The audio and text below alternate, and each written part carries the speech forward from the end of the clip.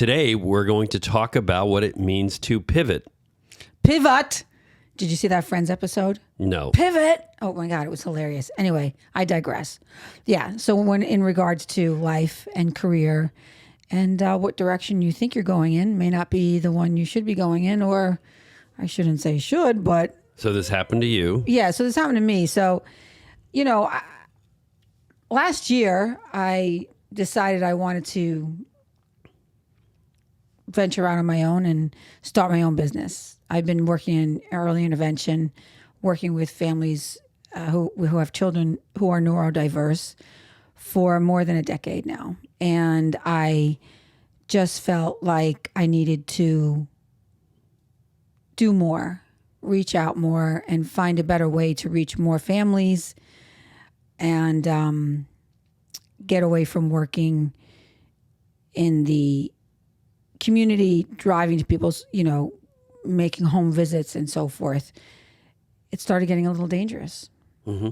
So I decided to do this, and I started my own business. I got the LLC, and In January of this year. in January of this year, and I have a business plan, and it's not that I'm turning away from or letting go of the dream. It's just it came to a standstill. I stalled out.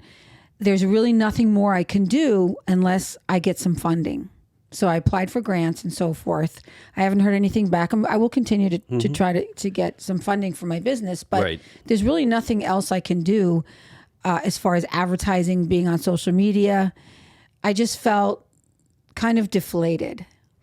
And for ever since in my early 20s and 30s, I was a fitness instructor. I was certified through AFA and ACE, and I worked as a second job as a fitness instructor because it's always been something I love to do. Yeah.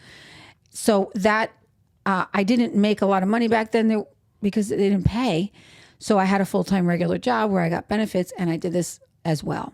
And I did this for 2 decades. And I love it. It's always been not so much a hobby, but a way of life. Mm-hmm. And I've continued to educate myself in the area. As my body changes, I need to make, the changes with it. So my exercise is changing, my nutrition changes as your body changes and evolves. And as a woman, you go through menopause and, the shit pretty much hits the fan. Everything changes and you don't even know what to do first. So I started following and, different influencers who were well-versed, Dr. Mary Claire Haver, Dr. Stacy Sims. I listened to Andrew Huberman. He had a lot of great guests on there with great information. Peter Attia. Right. So after learning a lot about what I needed to do and how things needed to change, I started making those changes, and I continued to educate myself. And now I find myself in a space where I feel compelled to go and do this full time. My other business is sort of at a standstill. I still work with children and families, but I'm not in a place where I can really get a lot of following and get more clients. I'm not sure how to do that at this point. So I'm going to pivot. I'm going to pivot to the fitness and exercise, fitness and wellness space for aging people, women in particular, but I can work with men. I'm going to recertify my ACE. I'm going to get ACE, which is the American Council for Exercise, and get that certification for personal training and active aging. Yeah, well, you must be doing something right because nobody thinks that you're even within 10 years of your actual age. Yeah. Without saying what your age is, nobody thinks that you're even close to that. When you tell them that, they actually don't believe you. I know. I went to ask for the senior discount the other day at Earth Fair, and she looked at me. She's like, I can't even believe that. Right. So what I have felt about what you're doing, your health regimen, what you eat, the supplements you take, the daily workouts, I'm like, you have to share that with the world because I feel like if people knew how old you were and then connected that with how you look, they would say, I want to do what she's doing. I want to have what she's having. Yeah. So I think you've got something there that it's marketable, right? And I know nobody really likes to say, well, how do we monetize that? But the fact of the matter is, we're in a world that requires an exchange system to have food. You have to make a living. Shelter. Yeah. We have to earn a living, Right. So to be able to earn a living and be passionate about how you earn that living, I think that is the greatest intersection, right, one can have. Yeah. Right.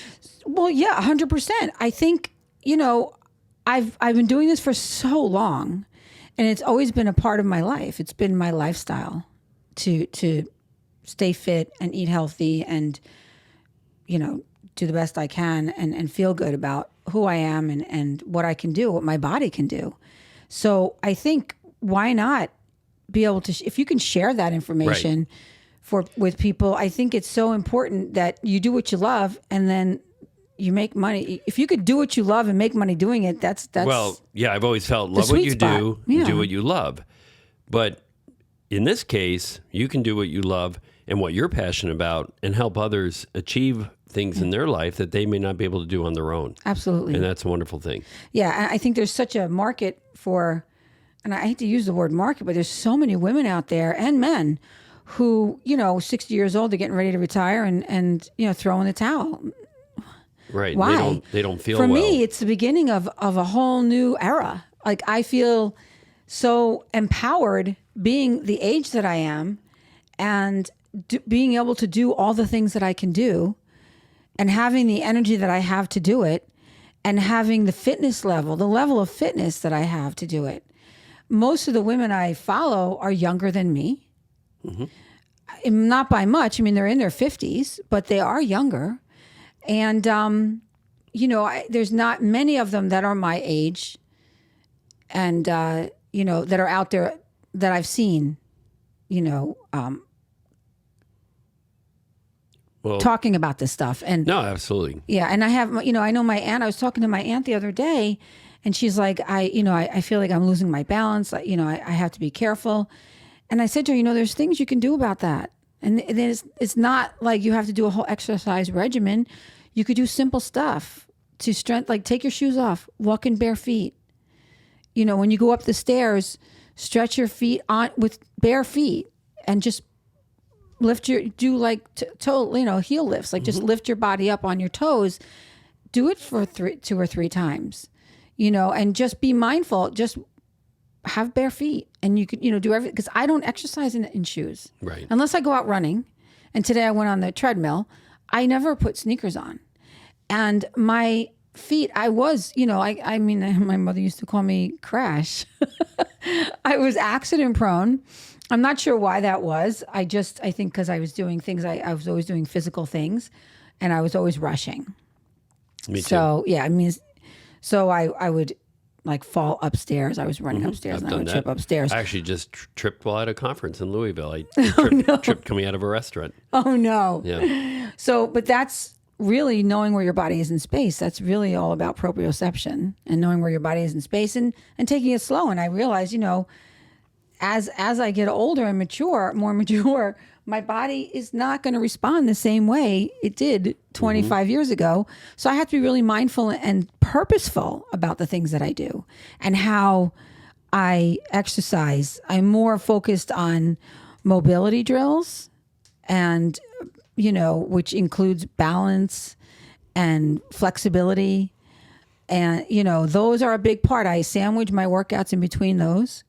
And it's super important. It's helped me. I've come a long way. My feet, I could see the muscles in my feet now, and I feel so much more balanced and confident when I walk around. When I, because I feel secure and I don't feel unstable, and I feel like I'm not going to fall. I don't have a fear of losing my balance. Yeah, I just don't.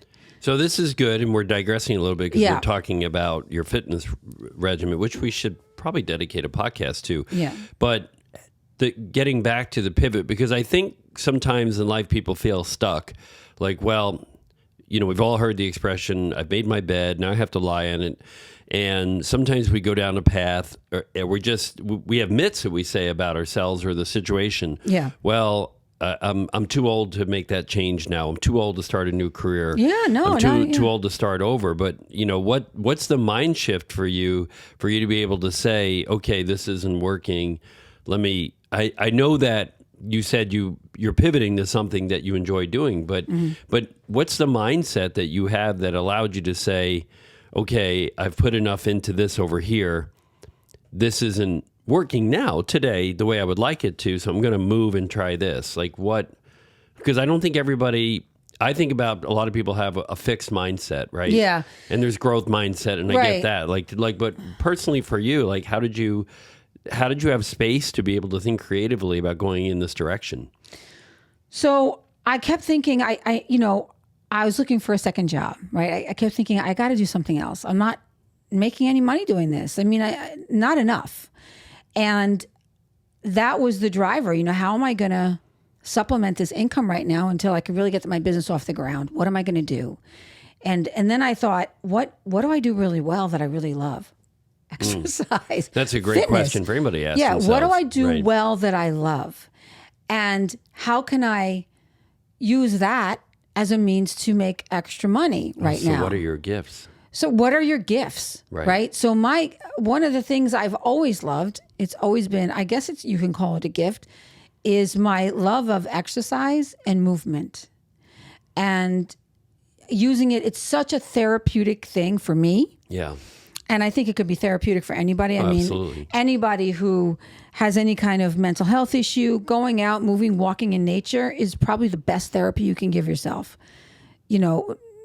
Forget about drugs. I mean, obviously every medicine has a place, but if you need to take medication, that's fine. If that's a crucial thing to do. But getting out in nature and walking and just being outside and feeling good in your own body and your own skin is probably the best therapy I think I could recommend for anybody to have or to do. And especially if you're struggling with something. Like today, I did my workout and I did an extra, 20 minutes of cardio, not because obviously there's a fitness benefit, but for my own head. I started exercising to deal with anxiety and trauma as a child. And it helps you to really get that out of your system. For me, it's very cathartic. Like I remember thinking, how I felt as a child and how I just felt like I couldn't move. I couldn't soar. I couldn't fly. Like somebody clipped my wings. Yeah. And I didn't have the voice. I couldn't speak. I was so terrified that I was afraid to open my mouth. And now I feel empowered through the exercise. Not only do I feel physically stronger, I feel more confident. My head is clearer. I feel like there's so many incredible benefits beyond the physical part of it, beyond feeling good about being in your own skin. It's all about how you feel in your headspace. Yeah. And it helps you to get perspective. It helps you to put distance between you and anything that's going on in your life that you're struggling with. So it sounds like the routines that you have helped you have the mental clarity. Yeah. And space. Yeah. And it's really, I remember make different decisions. Yeah. I remember thinking during my last work, a few weeks ago, I'm going to make this shift. And then, because I was like, where am I going to work? What am I going to do? How else can I do this? I have a master's degree in special education, all this training, working with neurodiverse individuals. Is there something else I can do? And the last thing, I did not want to walk into a school and teach. That's just not something. Yeah. Being in the classroom to me is too, it's too confining. I don't like the boundaries. I don't like the barriers. I don't like having to be in that confined space, both mentally and physically. It was never something I enjoyed. I taught in classrooms, and that's how I know. So when you experience things, you realize what it is you don't want to do. And I didn't want to do that. So, but I so enjoy working with people on a physical level. When I used to teach exercise, I would teach a class of like 40 women or 40 people. And it was such a an incredible surge of endorphins, I guess. I don't know what you want to call it. I mean, there's power and there's confidence and there's an amazing feeling you get. I imagine it's a lot like somebody who performs, right? They get up on stage and they can sing. Like, as terrified as I would be to do something like that, I had no issue teaching in front of a huge group of people, teaching exercise, because now everybody has to do what I'm doing. Yeah. Right? And I owned it. I created my own routines. I had my own music selections, like I put all this stuff together and I owned it. And I think that's so empowering. So absolutely, the pivot is all about do what you love. What are your gifts and what empowers you? What makes you feel good about yourself? And find something to do that's in that vein. So this pivot could Yeah. be careers. It could be hobbies, Yeah. relationships. Yeah. I mean, if you love gardening, Yeah. master garden, get a master gardening thing. It's not, invest in yourself. I would say invest in yourself.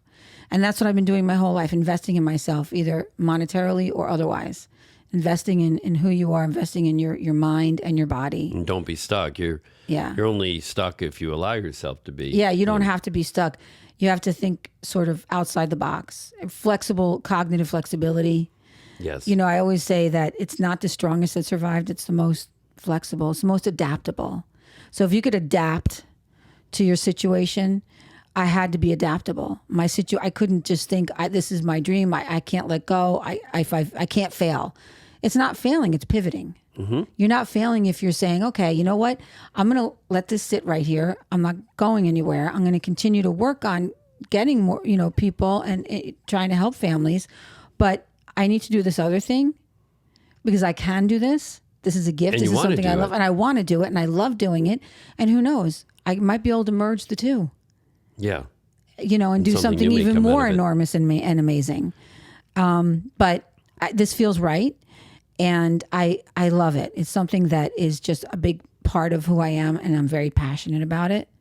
Sounds like alignment for you. It is. It's total alignment. It's swimming, with the flow of life. I mean, you want to be in flow. You want to be in alignment with. Yeah. Which way is the water going? Yeah. Right? The current, don't swim upstream. I mean, that's like a waste of energy. You're not getting anywhere. And it's like too hard. Yeah. It's going to be a lot easier if you go with what you love. Yeah. You go with what you love. And I know I can do this. And I already have, a job lined up, a couple of them. Yeah. So as soon as I get certified, I have to be certified. So this is encouraging, right? Yeah. For people who might feel stuck in their present circumstances. Think about it. What is it that you really love to do? What are you most passionate about? And, what can you start doing while you're doing something else, right? It doesn't have to be, well, I'll do that when this happens, right? I'll start this when I retire. Like writing, right? Like people talk about writing. Yeah. Well, I'm gonna wait till I retire, or will I write now? Right now, with yeah. The opportunity I have. If you feel so inspired, start writing.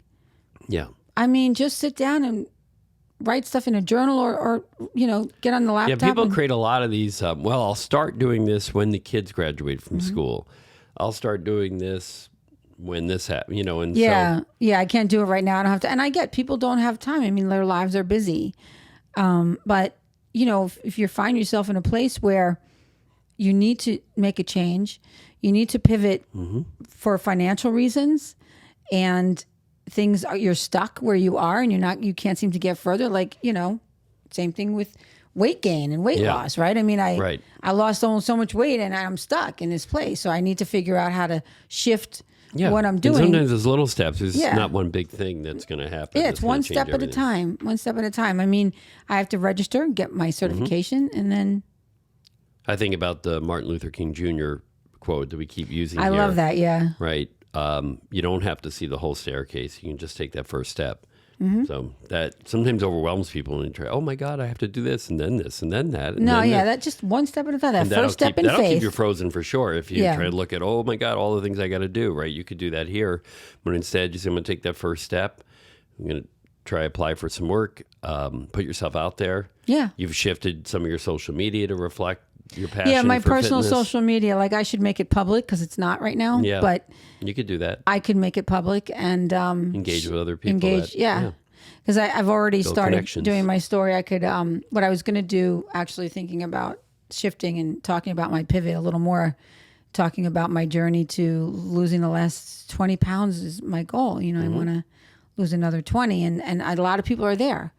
I hear a lot of people, I wish, you know, I got so far and I'm stuck here. You hit a plateau. Right. And how do you get past that plateau? Well, I mean, You'll have to share that with us in coming episodes. yeah, no, I will. I might track my progress, you know, by videotaping my upstairs. And share it when I out on our work out. Instagram. Yeah, you know, I can't be afraid. I'm always so self-conscious of what I look like, which has been something that's, you know, how I grew up. But I'm getting over it. Yeah, I know the podcast has helped. I Yeah. can't believe we're coming up on a year of doing this now in 43 episodes. I'm losing track. Yeah. But we've done this almost every week since September of last year. Well, thank you everyone for joining in and listening this week. This was completely unscripted, I must add too.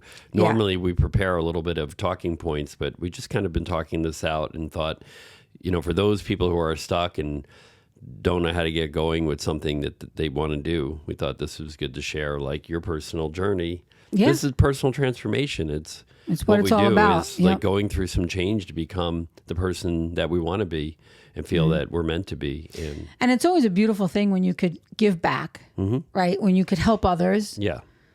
and share what you know to Agreed. make other people better in their journey, like if they need this information. So that's what's the most inspiring piece of it, I think, for me. So share stories of your personal transformation with us. Yes, please, Either that would be great. in the comments, like this video, subscribe. Ask if questions. This is adding value. Visit our Instagram page of Personal Transformation EXP. And we hope that you continue walking with us on this personal transformation journey. Hopefully you're on your own as well. And we'll see you next week. Okay.